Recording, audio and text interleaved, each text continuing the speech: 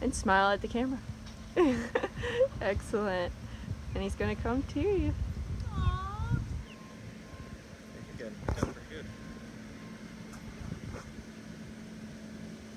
No knocking us over there, big guy.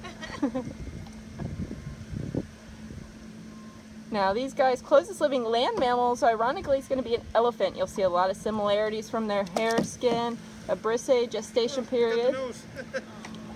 Now, do you smell their lovely breath? Yeah.